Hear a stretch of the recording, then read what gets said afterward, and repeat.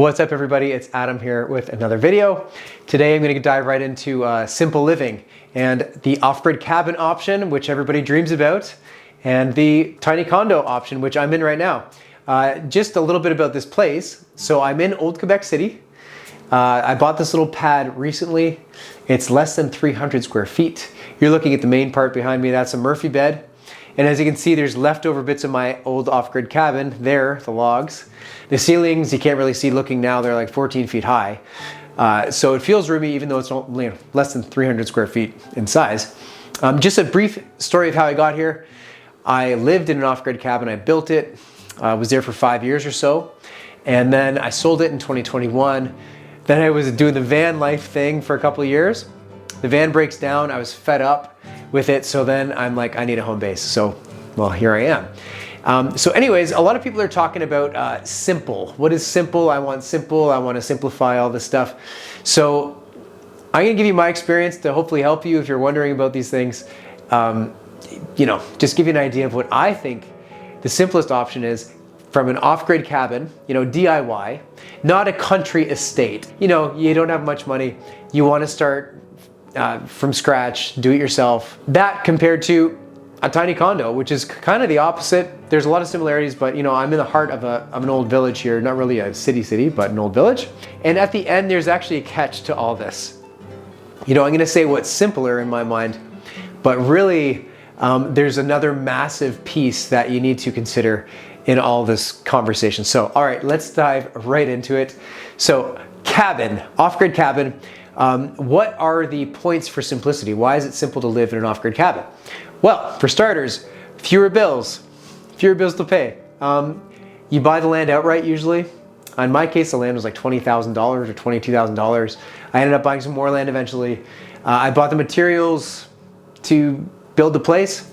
And all said and done, it's cheaper than an $800,000 house or something. Way cheaper than even a $500,000 house.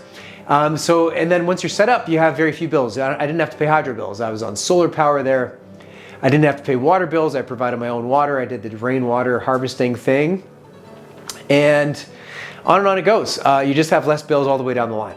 So that simplifies your life in a lot of ways. Your priorities are simpler. Living in a cabin, you're not, usually if you're going out there and you're doing it for real, you're not going to a day job commuting in traffic.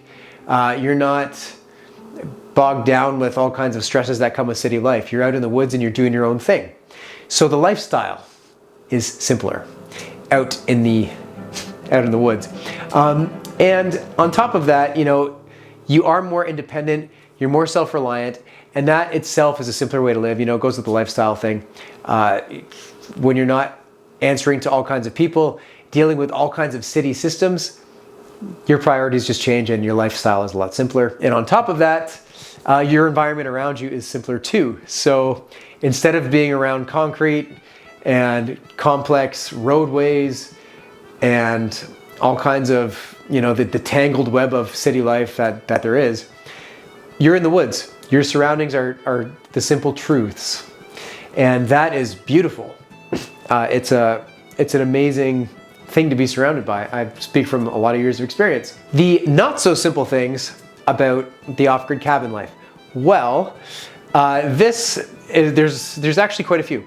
So, online, people really romanticize the idea of being in an off-grid cabin. Literature, think of the book Thoreau, or On Walden Pond by Thoreau. Like, it's been idealized and made to be this euphoric, simple thing. It can be that, but here's the reality, okay? Real talk here. So, if you live in an off-grid cabin, you're doing it yourself, you have endless chores. Endless. Firewood, dealing with pests, dealing with fallen trees, getting rid of roots and rocks out of the ground, plowing the snow, if you're in snow country, just on and on and on it goes. If you're tending a garden, which is a nice rewarding activity, you gotta tend the garden. It takes a lot of work. So it's just endless chores. And I built my place myself and it took forever to build it because I didn't know what I was doing. If you know what you're doing, even it takes a long time to get it right. Another thing with living in an off-grid cabin, you need a vehicle. You're heavily reliant on a vehicle to get your supplies, to get out when you need to. You need a vehicle. if you're idealizing just being a hermit and never going back to civilization, eventually you're going to want to go back. I don't think most people could do it that way. I wouldn't recommend it anyways. So you need a vehicle if you're out there. And on top of that, on that note, you need a couple vehicles and several small engines, like an ATV if you have a big property to get around, need it. You need a chainsaw to deal with the trees. You need a brush saw to deal with, bushes and all that stuff. You need, in snow country like I was in, a snowblower or a snowplow on your ATV. You need a generator for your backup power. Even if you're going solar, you need backup power because sometimes your solar runs out and then you're screwed. So you need a generator. On top of all that, you need a mountain of tools to sustain your life. Drills, skill saws, miter saws, all your full tool bag, your hammers and your screws and your levels and every tool under the sun, your wrenches, your ratchets, like everything. Oftentimes when you live out in the middle of nowhere, you're the one fixing everything. So it would be a good idea to have, a set of electrical tools, plumbing tools, woodworking tools, farm type tools, just to take care of all your stuff. So you have to have a lot of things to live off the grid properly and comfortably. Leaving your property is very hard. You can't just pick up and go. You've got a garden to worry about maybe, you've got heating to worry about, are your pipes gonna freeze? You got pests to worry about. Do you have all kinds of rodents coming in and out? Squirrels, carpenter ants. This was my world in my place I'm talking about. How secure is your property? I got robbed at my place when I was away for like 6 hours. So if you're leaving for a month, are you okay with that? Like, is everything good? So, and everyone knows you're gone because it's a small area likely that you're in, and everyone will see that your car's gone and they'll know you're away. So it's not very easy to leave your property once you have it set up.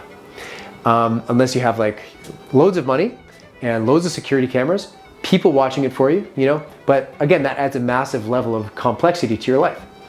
And just one last little thing, if you're on solar and all that, you're always thinking about solar, you're always thinking about generator, you're always thinking about water consumption. These are things that are always on your mind, whereas opposed to the city, they're just a given. You just have hydro, you just have water. So something to consider. That is my cabin layout for you. Now we're gonna go into condo life here. I've been here for not very long, but I've lived in condos before and apartments. So I have good perspective now on what I'm saying. So we're gonna dive into condo life. What makes condo life, a tiny condo like this, simple? Well, zero maintenance, no maintenance at all. I don't have to lift a finger to do anything outside of this building. It's all taken care of with my condo fees. Case closed. It's easy to leave this place. If I want to leave, all I have to do is set the thermostat, turn the key, gone. And the building is very secure. My unit is locked. The outer unit is locked. There's security cameras, I think, here. I don't know. It's an old building, but it's very secure. It's hard to get in. So it's easy to leave. Another thing about the simplicity is I have all the first world amenities, no questions asked. In the cabin, I had to work for them all. I had to work for my power. I had to work for my water. I had to work for my heat. Here, you turn a tap. And unless you haven't had running water, you don't realize how special it is, but take it from me. Running water is incredible. Hot running water is even more amazing. And in a condo, it's just a given. Like, it's just first world, yeah, you have to have this, So that's a serious point for simplicity. I don't have chores to do for firewood or heating because I have a heater and a thermostat and blah, blah, blah. So you get the idea. This space is small. My cabin was also small, but there's just less maintenance to do in here because I'm not at the mercy of the elements all the time. It's 300 square feet. It's pretty self-sustaining, easy to maintain inside. I don't need a vehicle here. I have a vehicle and on-street parking. That's great. I don't need one. I can walk everywhere in this small little, Old Quebec City here. It's so easy. So that's a point for simplicity. I could live the rest of my life in this spot without a vehicle. I'm probably not going to live in this spot for the rest of my life because it's very small. It's good for now, but you get what I'm saying. Not to mention, I don't need all the other engines or all the other tools that you need in cabin life. All I really need here is a screwdriver and a drill, a hammer, and then you call people to do the rest of the work for you because they're just all nearby. They all work here. What is not simple about living in a tiny little condo? Well, I have bills to pay now. Not a fan, but you get what you pay for in life, I've learned. I didn't have to pay much when I lived in a van, but living in a van is pretty hard, especially a little Astro van like I had. I didn't have many bills in the cabin, but as I just laid out, cabin life is a lot of work, endless chores, so you pay in that way. Here, all right, I'll play the money game, and well, life is easier.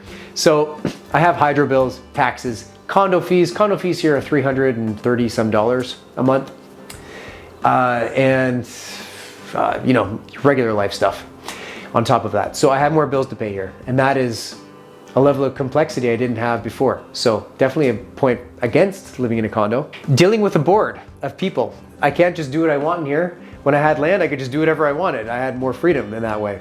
Here, not so much. No, I have to go through a board, and especially because I'm in a very historical area, they say no to most things, and I have to follow a strict code if I want to change anything in here. Not that I'd want to change anything in here, you know, it's pretty sweet. So anyways, yeah, actually, and just a point on that, I did put those logs on my Murphy bed there, but as a piece of furniture, so I could do that no problem. Another point against simplicity in a condo is dealing with the complex web of bureaucracy all around you in a city. So like, you know, like I was saying earlier, small towns, rural areas, simple. You get to know the building inspector, you have a drink with them, and you figure out you're going to build something, hey, no problem. Here, no, not like that. And there's horror stories from condo owners. If something from this building affects this building here, this building can sue you, and all the owners have to pay the building. I know somebody personally who this just happened to a couple years ago. Oh, that'll be $10,000 from everybody, please. So stuff like this can happen, and it adds a lot of complexity and, you know, a bit of instability. And on that note as well, you know, I'm completely reliant on grocery stores, completely reliant on, you know, transport trucks coming in, no problem, getting all my stuff. Many systems in order to maintain this life that I don't really even think about. All the plumbing and all the sewage and all that stuff is always working for me because I pay my tax dollars. But, you know, I'm reliant on a lot of systems that always work. One day they may not work, and that would be a bad day. But for now, it's very simple because I don't have to think about it. So, what is my verdict on all this? Well, living in a condo in a tiny condo is definitely simpler than living in an off-grid cabin. When you take the actual simplicity definition of just the simple life, minimalism, and, you know, not having as many worries, I think this is the winner.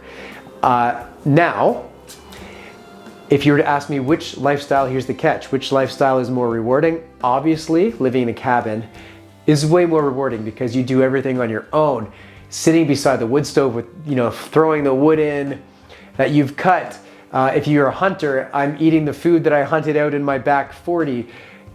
There's a sense of reward and fulfillment that is just so deep. You cannot get here. I don't get that here. I get, you know, I have other benefits here, but I don't have that one for sure. And the sense of reward and fulfillment you get from living a very self-sufficient life is a form of wealth that is priceless, and it's so worth to have. So on that note, I might be buying land again soon, but this is the simpler way of living. Anyways, I hope this helped you if you're genuinely wondering about all this sort of stuff. Hopefully I gave you some good pointers.